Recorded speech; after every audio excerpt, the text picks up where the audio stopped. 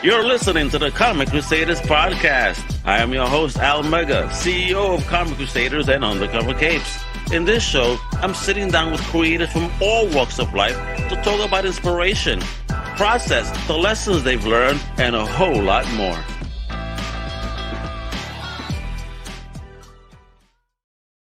Wepa, what up, mi gente? This is your boy Al Mega. Welcome to a brand new Comic Crusaders podcast. And today, we got an awesome guest. I mean, my man is an actor. Thank you, Spectrum, for the momentary skip. So let me repeat that. My man is actor, director, producer. I mean, he just was recently in Rise of the Beast, he's a security guard. But you know what's more important is that he got a dope project out right now called Thru the Rinse, that needs your love. It's going to be a movie too. Let me introduce this very multi-talented Latino, the one, the only, Jason Avalos. Wepa, homie, how you doing? You clap first over there. It's going great. Thank you for joining us today to chit-chat a bit about yourself and this awesome project that you got out right here, Thru the Rinse. You know, that's starting out as a comic and it's going to be a movie. I mean, we're totally excited. I can't wait. Yeah, man, we're excited to bring it. We actually just we're doing the fundraiser for it right now, and we just crossed our first minimum goal, which ensures that for sure we're going to have this comic book happen. So we're excited to reach that first level, man. Yeah. Now that's awesome, amazing. Bless on that one. So let's get started. Let's get started, Jason. All right. So a bit about yourself, where you OG from, and what was the first thing in fandom that you ever fell in love with? Great question. Well, born in Nueva York. I was born in New York, over there in Queens, but I originally am from LBC, Long Beach, Cali. So that's kind of where I rep, and that's my hood. As far as my fandom, it starts probably with I think it starts with, what do you want, comic or just overall? Like, what was I hyped on? Because Nightmare. Overall, I mean, the first thing that just got you so in love that kind of just spawned off on into everything else. I think Nightmare on Elm Street is what set me off, because that was like Superman to me and my best friend. We got into horror movies, and that guy blew our minds because he had the fashion, he had the jokes, he had the kills, he had the franchise, he had the toys, you know. So like, you know, that was the first time I got into, you know, merch, and I want to wear the stuff, and I want to be the person, or, you know, I want to watch the movies and inhale the fandom. So I think honestly Freddy Krueger was our guy. All right, but so I could see how that maybe is kind of showing in Thru the Rinse. No problem. All right. Yeah. So let's get into the journey now. This is what we always love to discuss, and then we're going to get into the book. But I mean, share some pivotal moments, especially as a Latino creator. I mean, you know, LBC, New York, you mix, and you know, you're a Latino creator and actor. You know, how did that everything that you did kind of lead into that even Transformers role? Because that is a fire movie and good stuff there too, bro. I mean, wow. Thank you, man. Basically, you know, was just doing the acting thing for a long time, and you know, went to since like a kid, you know, I was going to like film classes, then I went to college for theater. Then I was like I didn't know nothing about tech. I knew about film. I knew about process in terms of like good writing, good acting, like, you know, but I didn't really know anything about technical stuff. So I went to film school to really learn every camera, every type of computer program, every visual effects, so I could tell better stories. And then kind of like, yeah, like I kind of just, you know, almost every season you know, if you're not working as an actor, which is a lot of time, I go and shoot something with my friends, right? That kind of thing. And you write something. And Thru the Rinse actually was originally a short film I wrote for my thesis film in film school. And they were like, this is too weird. It's too crazy. And they said, this is a beautiful piece of writing. It's really nice, but I don't know what it is. It's so crazy. So don't film this. And they said, and you know, they always do that to you. So they said, do the boring version of that. And so I wrote a very smaller version of it, which did go on to the Cannes Film Festival, and it got me to go to Paris, and it was still good. It was an absolutely beautiful experience, but I shelved that movie and that script for a long time until the pandemic. So that's some of how I got there. And the Transformers was like, I just, you know, been doing indie movies for so long. I actually never did a studio 3D #1 movie of the year or the #1 movie of the summer for a few weeks. I never did anything that in that scale. And then I got a call from my agent. I was actually in El Salvador with my family, and I went down to the store. I bought a shirt for the security guard, and I did it in the hotel. I sent in my tape and was like, there you go. And they called me. They said, cool, we go to work next week. So that was it. I mean, it's Transformers, man. Did you geek the F out? Because I know I would. I still am geeking out, man. I'm still geeking out, dog. Because actually, it's so cool to be a part of something you actually know. Like, I actually really grew up, right? I grew up on Optimus Prime and Shockwave and Bumblebee, and I was just like, I couldn't even afford all those Transformers toys. You know what I'm saying? Like, I had like 1.5 of the toys, and I just teamed them up. Right? I was selling comic books to get toys. So when I would sell my comic books, buy some toys. I was a smart kid back in the day. Hustling. Okay. Comic books have been a big part of my life always, but always in the hustle. I never sold drugs, but maybe comics are drugs in a sense. That's cool, man. I respect that. So yeah, man, just to be a part of something that was part of our childhood, that's a really cool experience. Yeah. Wonderful. All right. So how do you think then how about this? Being a showrunner, right? With the focus on normalizing all these Latino American stories, because I see what you're doing Thru the Rinse, for example. We'll get into that in a little bit. I mean, what challenges have you faced, and how do you navigate that in the industry? Because I mean, we kind of have like almost a 0 to what 1% presence, 0.1. That's right, dog. Like, that's the number, man. It's not.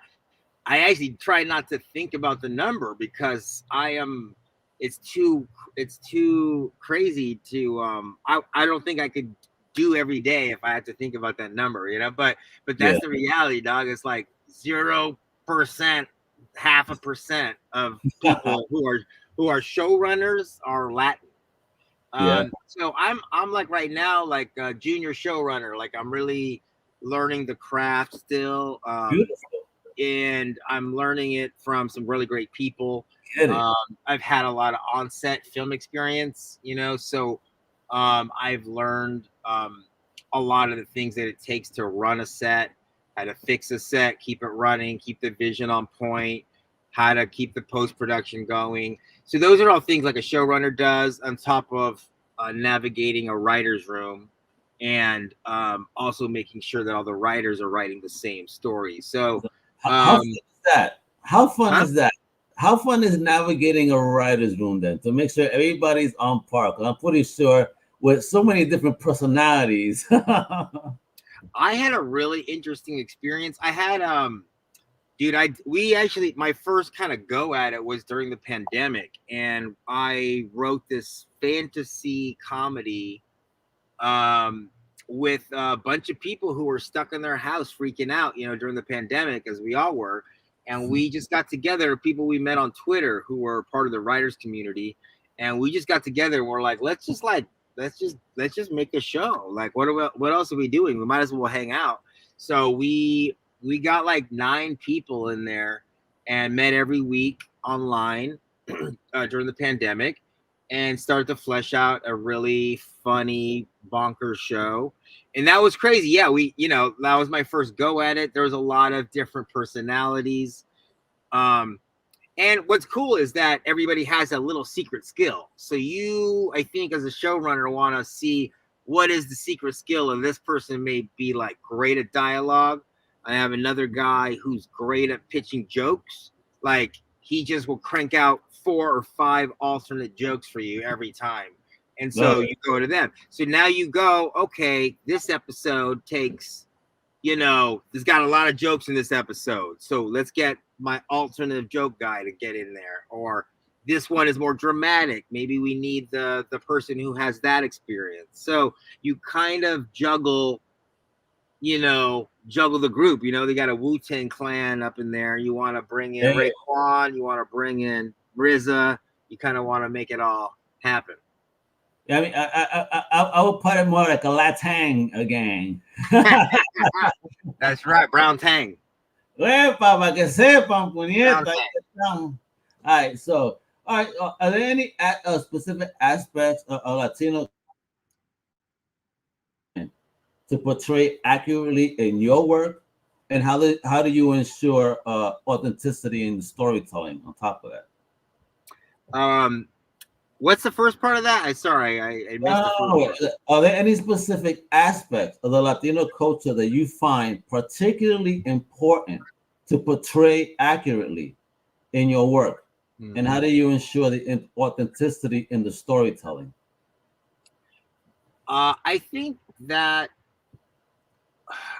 honestly, it's like, for me, I try to focus on actually what's authentic about the person. Okay. And then once I have that, I kind of leave the culture part of it. I let that part be organic, man, because you can get into a place where if you start trying to make everybody happy on the culture side of things, and Latinos, we are different. Like all of us celebrate differently, even in our culture. Just the word bicho means something way different to us than to others. So exactly. So like you really can't get it right the way. It's almost like when Marvel fans go off. Latinos be going off on each other like that. Like, hey, that's not how we do it. Da, da, da. So like, I don't try to freak out about that. I try to say, look, this person, like I just did this pilot where my character is from East LA, but he's also been around the world a lot. So he doesn't live in Chicano culture like you might expect an East LA person to have. He brings a little bit of other cultures in. He particularly he likes, that character likes Japanese culture and manga and ramen and like Tokyo vibes. So the culture for me is like, I got to get him right. That makes that character special. And then, you're going to see some Chicano stuff pop off here and there, but it starts to be very organic. I love it. The culture you show off is that nerd culture, baby. And then the race stuff is secondary. And because a lot of us don't label ourselves. We don't label ourselves like always like exact just where we're from anymore. Like it used to be what we did, but nowadays, the nerd culture side of us might be the thing we put out there more than, like our gangster shit or whatever. Right. Where you from? Oh, I'm a comic book fan. Oh shit. I'm a film fan. What type? And I have a friend that would ask you, what type of film? Digital or real? Oh. Wait a minute. I gotta ask you, because one of my friends, I love him to death, and he's a filmmaker. He uses tape still. He doesn't do digital. He goes, listen, digital filmmakers should call themselves digital movie makers, not digital filmmakers. Do you have an opinion on that? On what? On digital filmmaking? Or if they real film? Digital versus actual film. Nah, I don't, man, because now you can really make digital look like film.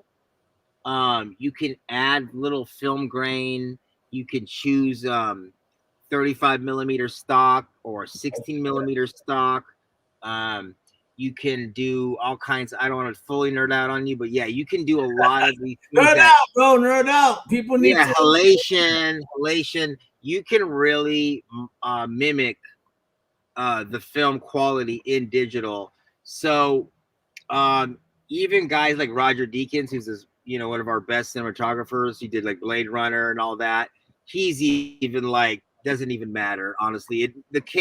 What matters is what you're shooting, what the film is. And then, if I'm going to do a sci-fi thing, maybe you go digital so it has that polished kind of vibe. Or maybe you do the opposite. You want it to feel real, so you shoot on film. So like, it just matters what the project is, and then you pick your camera, and then you pick your stock, and you pick how you do it. But and I know now you're thinking all about that stuff because you got this fire project that's out now, available to be supported, folks. Let me put this baby on screen. Thru the Rinse comic book. All right, so I'm going to show the video. Then I got a couple of questions for you on this baby right here. So, folks, make sure you support. This video plays right here, baby. So check it out, folks. 13% has been raised. All right, we have 12 days and 21 hours with 51 supporters. So salute to you supporters out there. All right. So they look at 25. They got 13% at 3,300. Listen, I know what everybody's waiting for. Everybody's waiting for payday. I know that's what they're doing. All right. So tomorrow, they really are. So so get that money together, baby. So and let's push this. And listen, this is a lot. Hispanic heritage, more Latino. Let's support some Latino creators out there. And you know why? I want to show you why right now. Let's take a look real quick on the pitch video. All right, let's go there. Let's go there. Wherepa? Woo! Let's go spend some revenue. Hey folks, Jason Avalos here, actor, filmmaker, and most recently you can see me in Transformers 7, Rise of the Beasts. I'm a Colombian, El Salvadorian who grew up right here in the City of Angels. And today with me is the fierce and fabulous Jackie Cruz. And we want to bring you a whole new era of Latin superheroes for the comic book world. That's right. Hey everyone, I'm Jackie Cruz. You may know me as Flaca from Orange is the New Black. But right now, we're on a mission to rewrite the rules, okay? With Thru the Rinse. It's a new comic. Did everyone hear that? A new comic, writing our own stories. And it's celebrating love. It's about strength. It's about breaking barriers. Growing up, I never saw us in comic books. Ghost Rider, Spawn, Wolverine, you name it, we cease to exist. But in this world, we very much do, and Resin Brazil takes center stage. Something, honey. It's a love story like no other, baby. Resin Brazil are in their own rules, fighting against a system that tries to keep them down, okay? Sound familiar? Okay. They're classic, iconic, badass couples, like, let's see, American tradition, Bonnie and Clyde, true romance, Selena and Chris. And we wanted, to keep it a little bit more sophisticated, anti-heroes, not just another narcos knockoff. All right, not talking shit, but you know what I'm saying, right? My character's name is Brazil, and after meeting the love of my life in the laundry, we run away together and become vigilantes, okay? Who befriend an indigenous tribe in the Amazon. We are gifted with tribal powers and ultimately become Las Águilas Blancas, the White Eagles, taking down a high-ranked criminals and helping free our people who are under the regime of greed. I mean, does that sound amazing? I want to see that. Y'all better want to see that and come support us, okay? Latin superheroes and heroes and sheroes, we're here to stay, but we need your help to make it happen. We are in an industry that is having a serious revolution right now. And this is part of it. This is a way to change the system. And we need the community's superpower to do that. Thru the Rinse is just the beginning, baby. Your contributions will go directly to hiring talent from the Latino community. Production company has faced challenges because of the pandemic and the strike. But we are determined to show Hollywood that we can create original stories without their gatekeeping system. So if anything else, help us stick it to the man. Stick it to the man. amazing perks for you, okay, from signed print copies, okay, to exclusive camera giveaways. And if you're a major donor, hear that, major, you might even get your own character in the comic book series drawn alongside us. All right, that sounds good to me. All right, So let's make this thing happen together. Tell your tios, tell your tias, your nieces, your abuelitas, tell everybody. We are gonna have a blast. It's gonna be fun. Through the Rinse. I'm so excited that we get to share this with you guys. contribute, and I believe, let's hope it's to the link below. All right, juntos podemos, through the rinse. Thank you guys for believing, and yo, un beso grande.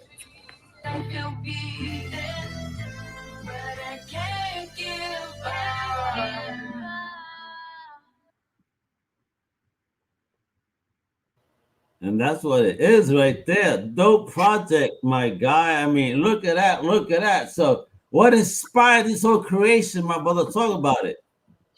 Oh man, the things that make me upset, I guess, probably. Well, it's like this, man. This little group, basically, my family on my father's side, and also my mom's side, had been kind of estranged from me for a couple years, and I wasn't really all that close with them. I didn't really know them. And as I kind of went further into it, I don't know, I think it was just kind of made me aware that there's so many sacrifices Latinos make for their families. And some of those sacrifices mean you don't really get to see your family for a few years. A lot of people know that kind of struggle. Someone's got to go here to make ends meet. Someone's got to, send their kid over to a different country for a better life, right? All these different things. And that's kind of a lot of what Aguila Blancos have to do. They've made a lot of sacrifices. For the good of the people, they haven't got to see their families for a long time, what that would be. And then these two characters, they're like a Bonnie and Clyde. And I think for them, they thought, well, if we're going to make a sacrifice like this, where we can't even be with our families, it better be for a really good reason. And they set out to kind of basically just correct shit that's not right in the world and take down people who need to be taken out. And they do that for the good of the people, basically. And they have a lot of fun doing it. They are, I grew up on American cinema, so I love like true romance, and I love seeing these like badass couples. And I was like, how come we don't have our own like badass American couple, like Latinos though, and Sure. I wanted them to not have accents. I want them to be really from here. I want them to be truly like American, American icons just as much as they are Latinos. And that's kind of that's kind of the nature of the graphic novel. And it's true crime thriller. It's got a lot of horror because, as you know, I like horror, so it gets real dark and and also really inspiring. I mean, look at these covers. I mean, who did this art right here? That's fire. Yo, that one is good. That's our guy Brick King, and he's doing some of those for us. And then we're gonna now, once we get funded, we're gonna get a few more people on the staff. And so if you know anybody out there, they can hit us up. We're looking for artists, and particularly Latin artists. And this is right there also, as you see in our background picture, here's the complete image. Wow, I love it, yo. Dope. Whoa, look at this, yo. What the? On that Alex Ross level, bro. Yeah, What's man. going on? It's nice. We want to. Yeah, I want it to feel also like elegant, like classy, because I don't want it to be stereotypes, right? Like Latinos, we're classy people, man. We're beautiful people. Like, so I want it to feel, not like a bunch of just cholos running around, Grand Theft Autoing or some shit. Like I want it to be elevated. Oh damn! Look at this. Oh man, and look at that skin color. I love it, man. As you said, we didn't get that growing up. I mean, this is probably why I'm a fan of Conan, because that's just probably as brown as we got, you know, close to us. Yeah, we didn't see it. It's so crazy, you know. And if you look on the shelves now, there's like go find us. Show me a comic where we're at, besides like Miles Morales, of course, and you know, now we have a Latin ghostwriter, Right? but no real original stuff. That's beautiful art, though. Wow, look at that, yo. Yeah, See, that's folks, that's what this beard would have looked like if it was black. You see, look like that.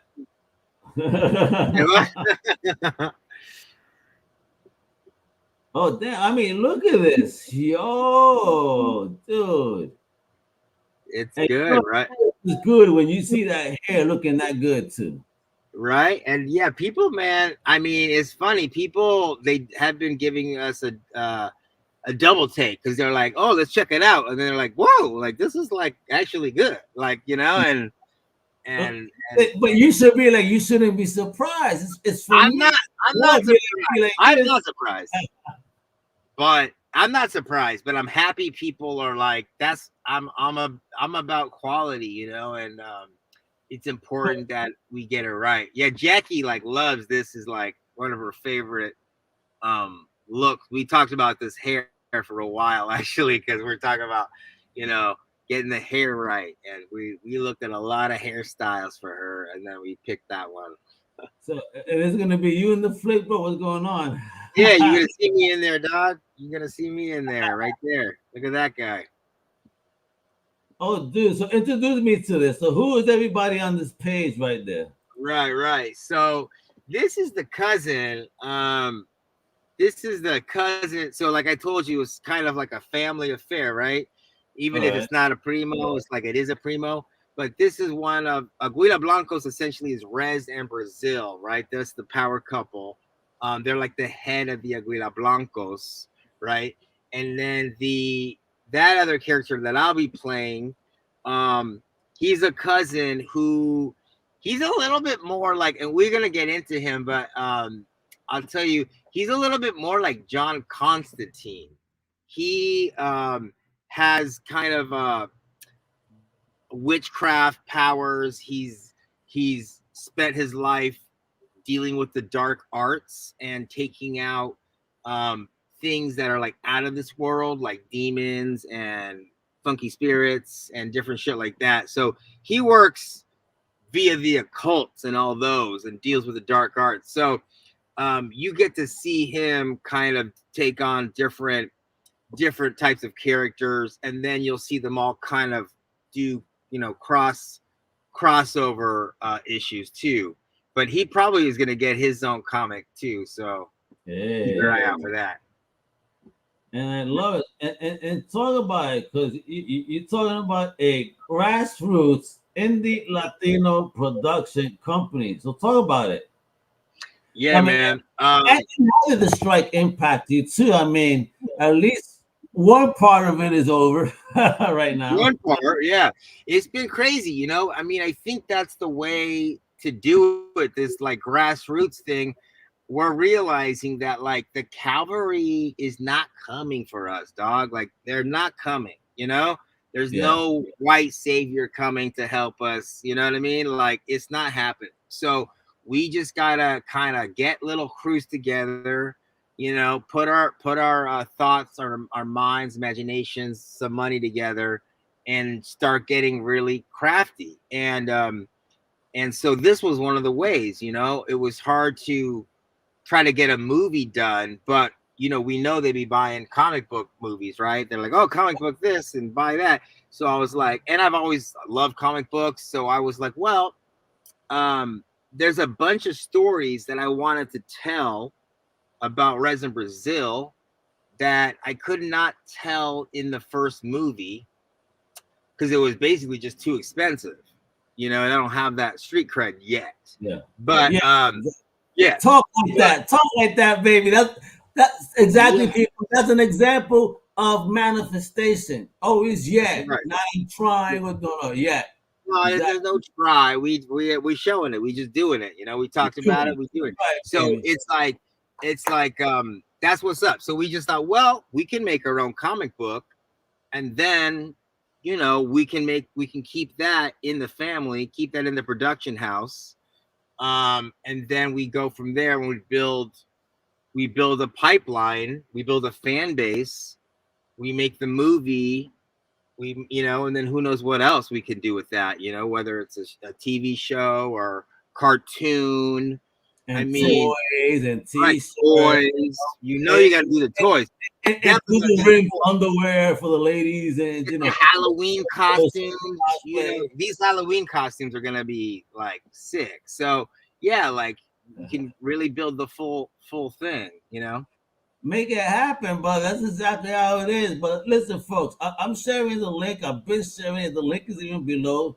It's, you know, a website. I never heard of this one before. You gotta tell me how you found that. What is supportourstory.com? Where does that come from? I never heard that before. Support Our Story is very cool. It's run by Nelson Grande and Fanny Grande. They're a husband and wife couple. They're Latinos, and they basically have their own Latin focused fundraising website. So they give you a lot of coaching, they give you support.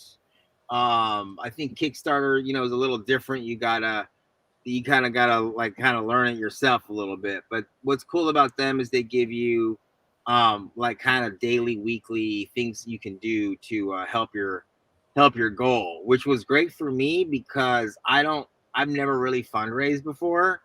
And you know, I felt you ever read a comic book before, even. I mean, I was it's all new, brother. It's all new. And I love it. Being scared. So, lots of fear, conquer it, right? Go.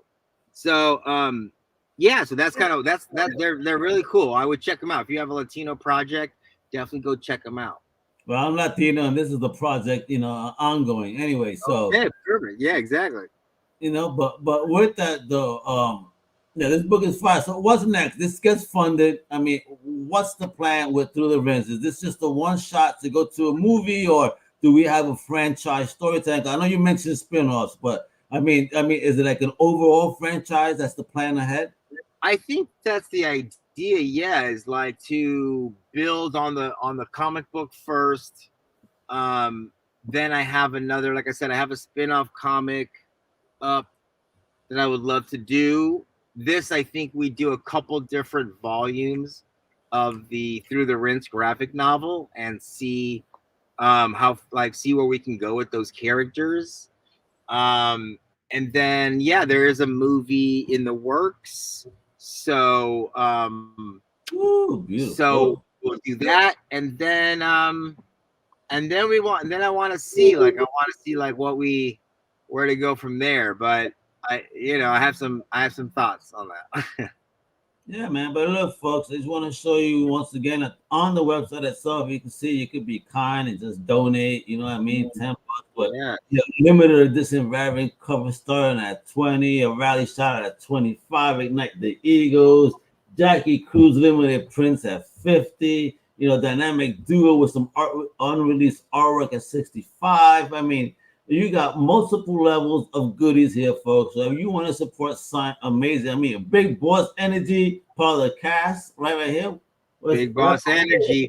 We just got 2 people doing that. I was working on their stuff the other night. So they one woman threw in a like 250, and now she's gonna be, you know, found herself in the comic book, and so that's gonna be a lot of fun to throw people in there like that. But yeah, honestly, any amount, like straight up, that's what I tell people. Is like, it doesn't matter. There's no too small, because it's about getting a lot of people involved, getting fans, getting people to enjoy the ride with us. So as you know, it's not just the money. We just appreciate people coming to support. Yeah, man. So, and sort of love, folks. Sort of love. This is how we do it right there. Supportourstory.com Thru the Rinse. All right. It's live now. 12 days, 21 hours. Tomorrow's payday. There is no excuse. Tomorrow's right? payday. That's right, man. Yeah. Let's make it happen right now. All right. All right.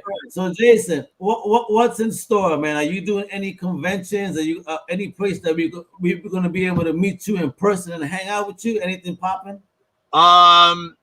Not just yet, man. I think the game plan is that we want to release this by Christmas, and then I probably will do some. I'll probably do some stuff where I'll pop in to a couple of the Comic Cons and different things. And then we know I want to get Jackie Cruz. She's also really excited, and she wants to come and do some signings. So when we release it, near Christmas and January, definitely keep an eye out because we will plan some meetups for sure. Oh, definitely. Let me know, man. I'm in Mass, but I'll drive to New York if you do stuff there. Don't you worry. Let's make it happen. All right. We better get over there.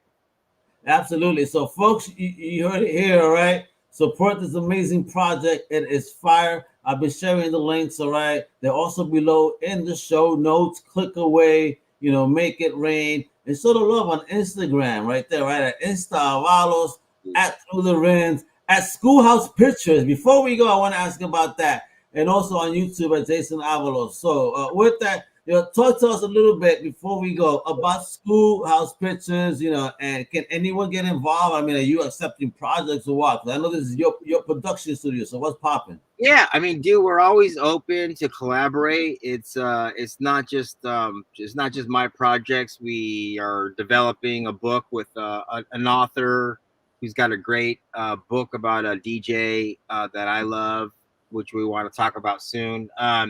We're essentially we're like a real punk rock, kind of company. Hey. We do not want to tell, we don't really want to tell the typical stories that are currently being out there right now. We have a lot of great people making those movies and TV shows. We really want to be more out there, man, real punk rock.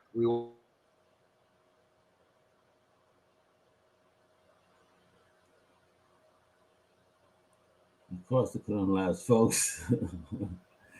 But the internet does. Isn't it wonderful? But just in case he can't come back from that momentary pause, just want to say, make sure to support this wonderful project. As you saw, it has fire art on a platform I didn't know about. So, now you guys have another option to look at other than, what's out there currently. And if you're down with it, maybe they're giving you some better offers. You guys take a look into, you know what I mean? And of course, please make sure to follow Jason everywhere. As I mentioned, the notes are below. I want to thank you guys so much for hanging out with me and Big Jason. This is Comic Crusaders podcast with Al Mega. Hasta la próxima, mi gente. Much love. Huepa! Thank you for listening to the Comic Crusaders podcast. If you like the content, please subscribe and turn on notifications. Also, please visit comiccrusaders.shop and our extended podcast family over at undercovercapes.com. And also make sure to download the Comic Crusaders app on the Google Play Store today.